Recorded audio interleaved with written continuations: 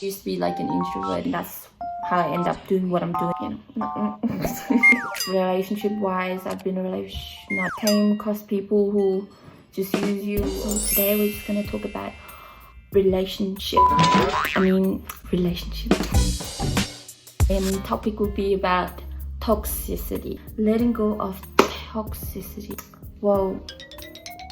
Relationship,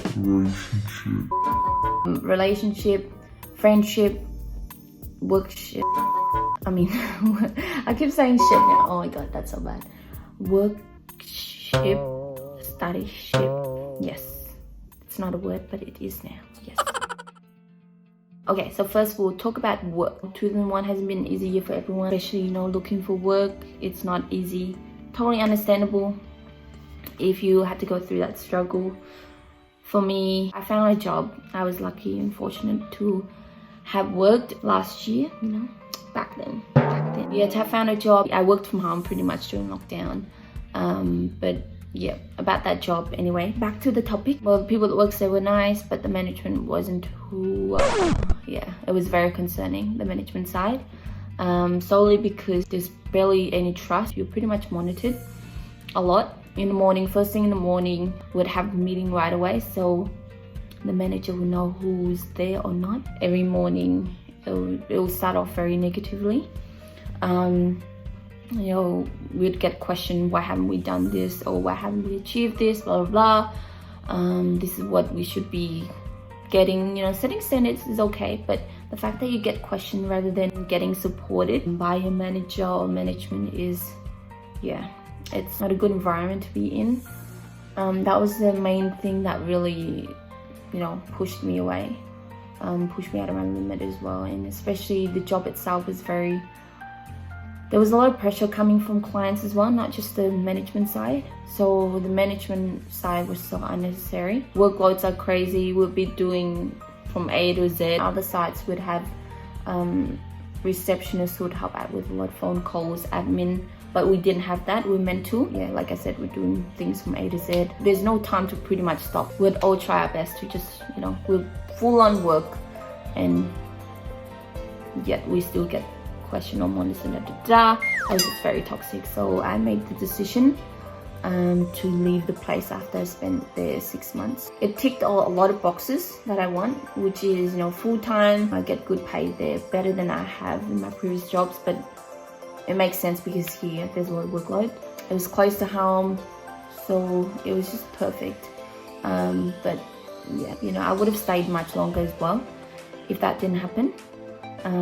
For me, if I were to work at a place, I'll try to stay at least a year. I left within 6 months, so you know how bad it is for me. Yeah. So what I learned out of it is, you know the red flag and know when you need to leave. Don't ever risk your mental health. And I think it's important in all sort of relationships. Moving back to friendship, you know, I've had a lot of friends. I'm like a people person now. Never used to be like an introvert, and now moving toward extrovert a little. I try to do more public speaking, or just trying to be more approachable, or speaking to people who I've never met or never spoken to before. When I started uni, I tried to attend a lot of events, especially by myself as well, just so I could, you know, meet new people, have that confidence to speak. Even though I didn't have the confidence originally, I tried to step out of my comfort zone, and I tried my best to just attend those events and speak to people. You know, if I'll force myself to attend, legit, I would register. I do encourage for anyone who try to step out of their comfort zone, try to attend as much events as you can. Yeah, it was good to meet a lot of people, new faces, learn about them, what they do, what their interests are. I've gained a lot of new ideas as well myself, especially coming from a really poor background and someone who doesn't know what they want to do. Like, they just have no clue, to the stage where I'm just like, oh yeah, that's interesting, I'll do this and do that, you know. I'm just, yeah, interested in everything.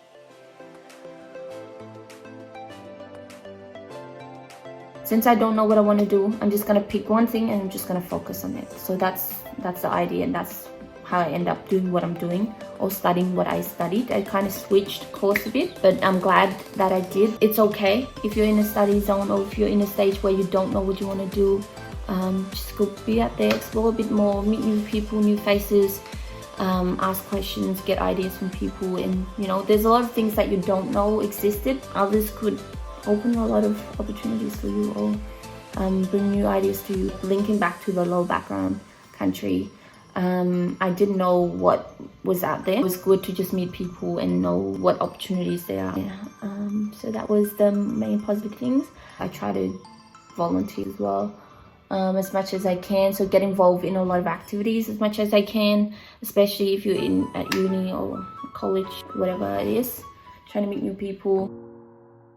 Came across people who just use you or become friends with you to benefit themselves, not valuing you, not appreciating you. What I meant is, you know, when they're by themselves, they would appreciate your company.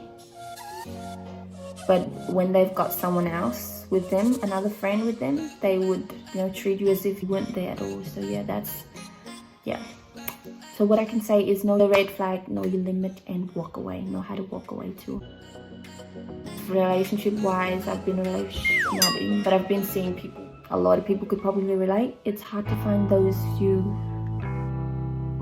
have feelings, they have the same feelings. Well, I think it's difficult, you know, you meet people who you're like, oh yes, yeah, like that, but it's just, you know, first sight. But in terms of long term or more of like for boyfriend or girlfriend relationship wise, yeah, that's why I'm still single. They ask you how you are, you just have to say that you're fine. But ready to mingle. Hit me up. Yes. No, just kidding. You can, you know. Yes, so what could I say? I've been seeing someone and have been in a very toxic situation. I didn't think they were ready to move on. Even though they showed that they care, but part of them were not ready to move on. And I hate to be in that situation, you know. If you're not ready, please don't get someone else involved. It's like holding on to your past and trying to fit someone in your present life, and you're just pretty much getting them involved in your problem when it hasn't been probably properly addressed or properly let go of. I don't expect people to forget their past. You can still think about them. It's just memories, you know. Memories, no issue, and feelings are feelings. You gotta feel them, and it's okay to have that feeling, but move on with it as well. It was like a back and forth. We stopped talking and then we started talking again. It was like ghosting game, you know. It was so bad. It sucks to be in that situation where you feel like you're so unvalued, disvalued. Is that unvalued? I don't think that's a word. Disvalued. It sucks to be feeling like that, you know. It sucks to be that new person that you're seeing, because knowing you're still, you know, you still have someone in mind that you're not ready to let go of. You know, I was ready to move on with someone, and I was hoping that person would have done the same, you know. At least if you're seeing that person, what could I say? It was like first ex, and then there's another ex. It's like, whoa. In saying so, I'm not saying I'm right. There's probably things that I've done, I sense that they're still holding on. So that really pushed me away a bit in terms of acting like I don't care. I try to talk less, try not to post. I post a lot on IG. I like spam. I try to limit that. Just don't want it to affect their feelings in any way. So anyway, thank you all for watching and listening to all my dramas. I hope you found some part of it useful. The reason I'm sharing it is because I want you all know that it's okay to let go of things. I guess the main key part is know your stand, know your limits, know when to walk away. See the red flag, don't ignore it. You never know, you could be finding something so much better. Another key point is probably, you know, when you make mistakes, accept it. Everyone makes mistakes. Make a joke about it or something. I don't know if it makes you feel better. But yeah, trying to see one of the positive thing, at least one of the positive thing from that mistake. You know, even though you don't see it, trying to dig into it and see if there's any positive thing. I'm sure there's a lot of positive things. It's just that when we so busy focusing on the negative, we lose, lose focus on the positive things. So yes, if you focus on the positive things, you will see a lot of positive things, trust me, you will. Yeah, so stay positive, happy new year, and stay well. I'm learning it too.